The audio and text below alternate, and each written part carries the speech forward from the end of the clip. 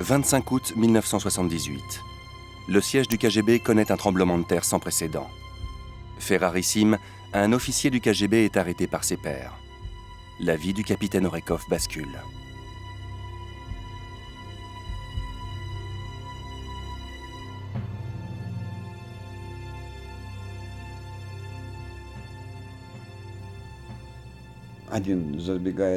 Quelqu'un vient me voir dans le bureau et il me dit « Écoute, il y a les supérieurs qui veulent te voir.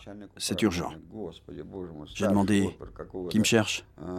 Il répond « Le chef adjoint du département. » Je me suis dit « Mon Dieu, le chef adjoint, le grand général, pourquoi s'intéresserait-il donc à moi ?» Ils ont commencé à me parler et à tourner autour du pot. Je leur ai dit « Mais pourquoi est-ce que vous ne me parlez pas franchement? Que voulez-vous de moi concrètement ?» Ils m'ont répondu « Nous menons une enquête interne à votre sujet et nous aimerions en parler avec vous. » J'ai dit « Je vous en prie. » Mais pour discuter, ils m'ont emmené à la prison de Lefortovo.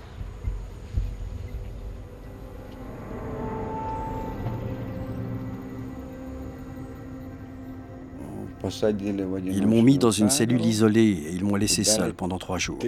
Pour que je réfléchisse, m'ont-ils dit. Ensuite, ils ont commencé à m'accuser de manière concrète. Tu as fait ceci, tu as fait cela, tu as prévenu celui-ci, tu as prévenu celui-là, etc. J'ai alors commencé à additionner les articles du code pénal dans ma tête. À un moment, je me suis dit « Merci, mon Dieu, je ne serai pas fusillé. »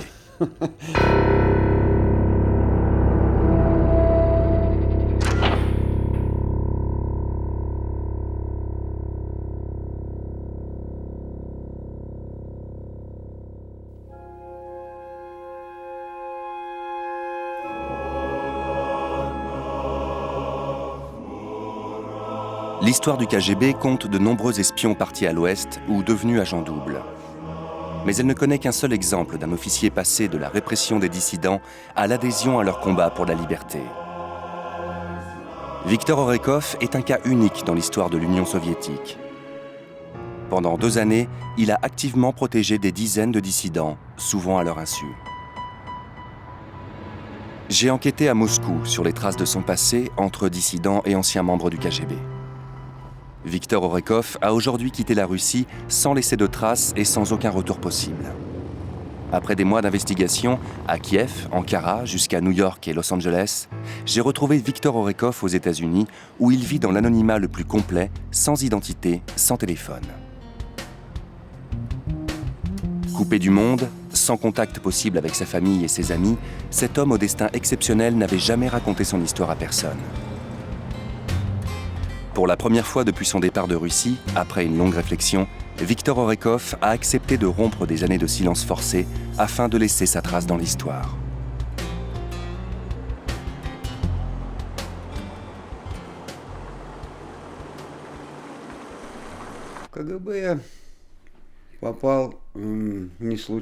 Je ne me suis pas retrouvé par hasard au KGB, mais parce que j'ai été élevé dans une famille qui était fidèle à l'État soviétique, aux idées socialistes et au Parti communiste. C'est pour cela que lorsque j'ai effectué mon service militaire, j'ai été considéré comme quelqu'un de fiable, de sérieux, et j'ai été envoyé chez les gardes-frontières.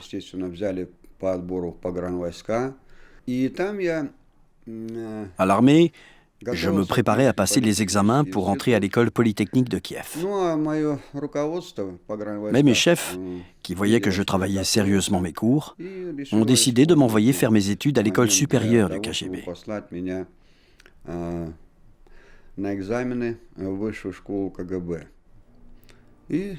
Là-bas, j'ai commencé à étudier et à apprendre la langue turque, le droit, les techniques de renseignement et de contre-renseignement, toutes ces matières qui étaient top secrètes.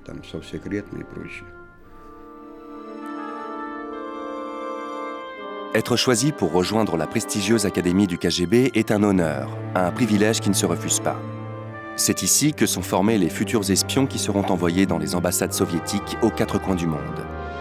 D'autres, comme Viktor Orekov, resteront à Moscou où ils auront la charge de la surveillance idéologique. Quand je me suis retrouvé parmi les KGBistes, J'étais extrêmement fier, comme l'aurait été n'importe quel jeune homme de mon époque.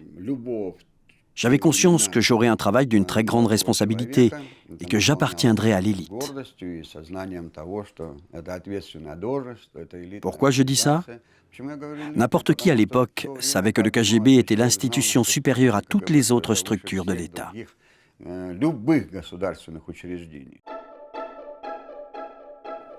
Dans la Russie des années 1970, les soviétiques ne croient plus en la construction de l'Éden socialiste.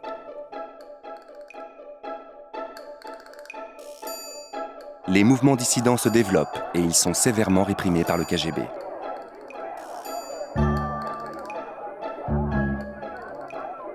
Le KGB s'organise et son chef, Yuri Andropov, crée le 5e département du KGB en charge de la surveillance et de la répression des dissidents.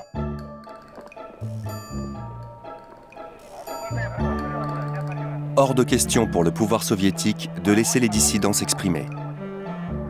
Viktor Orekov et ses collègues du KGB surveillent les faits et gestes des contestataires 24 heures sur 24, 7 jours sur 7, 365 jours par an. Auteur d'une grande enquête sur l'histoire du KGB, Evgenia Albats a été l'une des premières à rencontrer le capitaine Orekov et à consulter son dossier.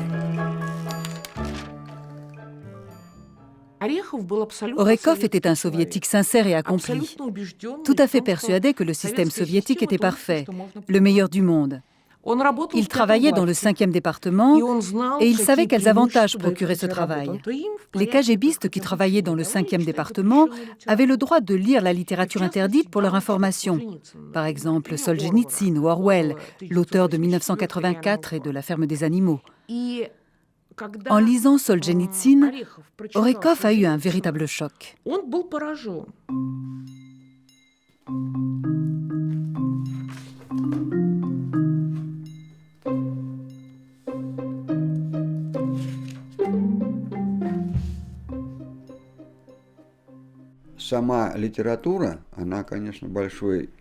Cette littérature pouvait produire une forte impression sur les gens qui réfléchissaient et qui savaient penser.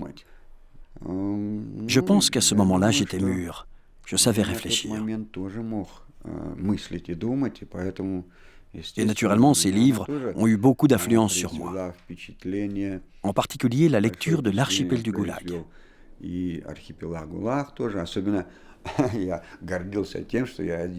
J'étais très fier d'avoir été le premier en Union soviétique à lire le dernier tome de ce livre. En lisant, on ressentait bien la portée de la violence qu'exerçait le Parti communiste sur son propre peuple. Ces livres démontraient que chez nous, tout le pays était sous le joug totalitaire. Le peuple était comme emprisonné. C'est cette impression que cela me donnait.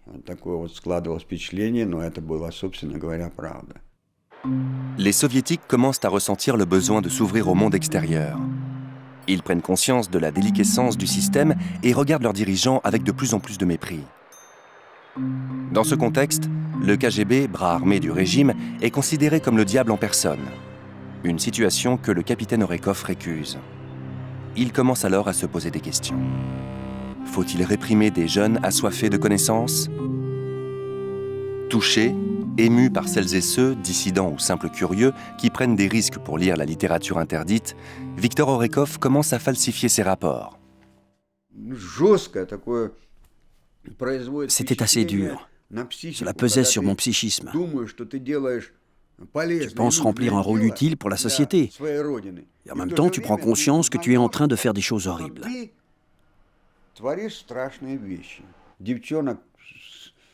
Par exemple, un jour, des jeunes filles des Komsomols ont été poursuivies pour avoir lu le livre d'Al-Malrik, intitulé « L'URSS existera-t-elle jusqu'en 1984 ?» Ce n'était pas très grave. Mais pour cette petite chose, elles pouvaient être exclues des jeunesses communistes, être virées des Komsomols et de leur emploi à la météo. C'est ce qui aurait dû se passer si je m'étais comporté comme un vrai KGBiste. Mais je refusais de briser leur vie sans raison importante. Je voulais avoir un regard plus mesuré sur ce genre d'infraction. De plus, je ne voulais pas que les gens croient toujours que le KGB était une organisation qui brisait la vie des gens sans motif. Alors, je leur ai expliqué comment rédiger la réponse à cette accusation et j'ai écrit leur déposition avec elles. Elles devaient prétendre qu'elles avaient acheté ce livre par hasard, à la place d'un polar ou d'un roman français à l'eau de rose, qu'elles voulaient acheter au marché noir au Dietsky Mir. Quelqu'un leur avait mis ce livre anti-soviétique à la place du livre qu'elles voulaient acquérir. Elles ne l'avaient découvert qu'une fois arrivées au travail. Malheureusement, il était trop tard pour le ramener. Elles ne l'avaient jamais lu et elles n'en avaient parlé à personne. Comment le KGB avait su pour ce livre, je ne sais plus. Quelqu'un les avait probablement dénoncés. J'ai discuté avec ces filles et j'ai fait un faux rapport de telle sorte que ce dossier soit classé sans suite et envoyé aux archives. En 1975, afin de redorer son image auprès de la communauté internationale, l'Union soviétique signe les accords d'Helsinki et s'engage entre autres à respecter les droits de l'homme. Désormais, les revendications des défenseurs des droits de l'homme en URSS s'appuient sur une base légale. D'Alexandre Solzhenitsyn à Andrei Sakharov,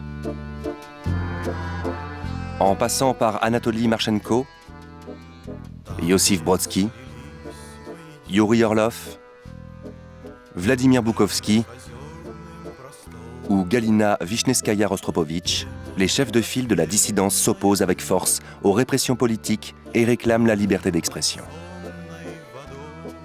Une des tâches du capitaine Orekov est de contrôler les manifestations des dissidents.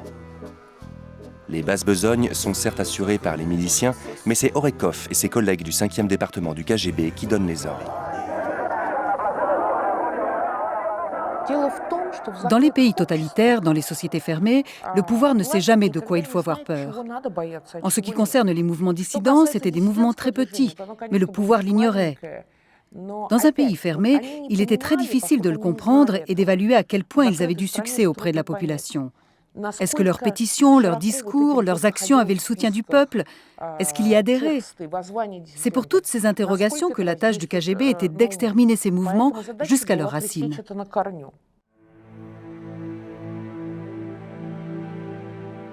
Face à cette situation, le comité central du parti et le chef du KGB donnent l'ordre au 5e département d'écarter les grandes figures de la dissidence. L'écrivain Alexandre Solzhenitsyn est expulsé d'Union soviétique.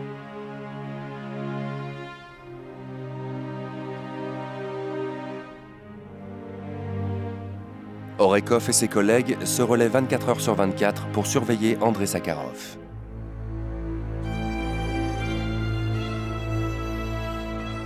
La police politique veut reprendre le contrôle de la population d'une main de fer. Pour le général Bobkov, directeur du 5e département, il s'agit avant tout de protéger le régime des menaces de l'Occident. Lorsqu'on affirme que nous combattions les dissidents, c'est entièrement faux. Personne n'a jamais opprimé les non-conformistes. Il y avait en Union soviétique des gens qui entraient en contact avec les services de renseignement étrangers, avec les organisations antisoviétiques opérant en Occident. Ils combattaient le régime constitutionnel de l'Union soviétique, ils combattaient le pouvoir soviétique.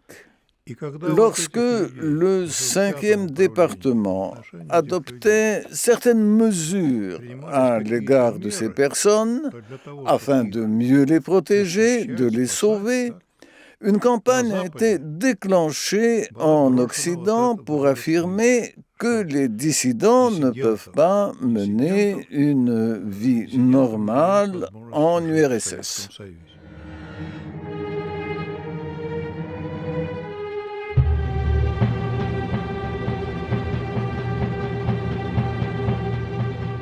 Le général Bobkov, tout comme son supérieur Yuri Andropov, considère les dissidents comme des malades mentaux. Outre les arrestations, les emprisonnements et déportations dans les camps, les autorités utilisent l'internement en hôpital psychiatrique à des fins politiques. Pour eux, la méthode est simple, déclarer fous tous ceux qui pensent différemment. Les traitements infligés aux dissidents relèvent de la torture et laissent de nombreuses séquelles irréversibles. La décision d'interner ou non les opposants revenait au 5e département du KGB. À cette époque, le colonel Igor Prelin était un officier du KGB travaillant au service du contre-espionnage.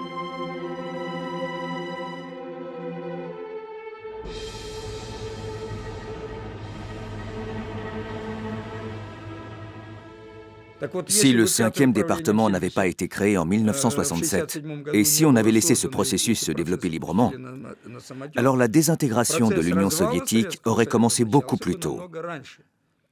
Le 5e département a retardé la fin de l'URSS de 20 ans. Paradoxale conception de la récompense en Union soviétique. Les meilleurs officiers, ceux qui sont le mieux notés, gagnent parfois un voyage pour l'enfer capitaliste. En 1973, Viktor Orekov est envoyé en mission au Japon. Au KGB, il y avait un système de récompense pour les meilleurs officiers. C'était d'envoyer les gens en voyage à l'étranger. On m'a envoyé pour un voyage avec le Bolchoï, le théâtre et le ballet de l'URSS. Le Bolchoï, chaque année, en été, allait au Japon pour 2 mois et demi. Ils avaient un contrat avec une grande chaîne de télévision japonaise.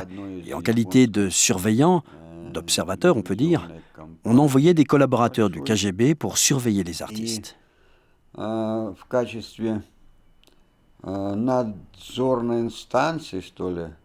Moi, je n'ai rien vu au Japon de ce que notre propagande disait. Que c'était la misère partout, et avec seulement quelques riches privilégiés. Et je ne parle même pas des files d'attente que je n'ai jamais vues. On pouvait venir au magasin, acheter ce qu'on voulait et rentrer chez soi.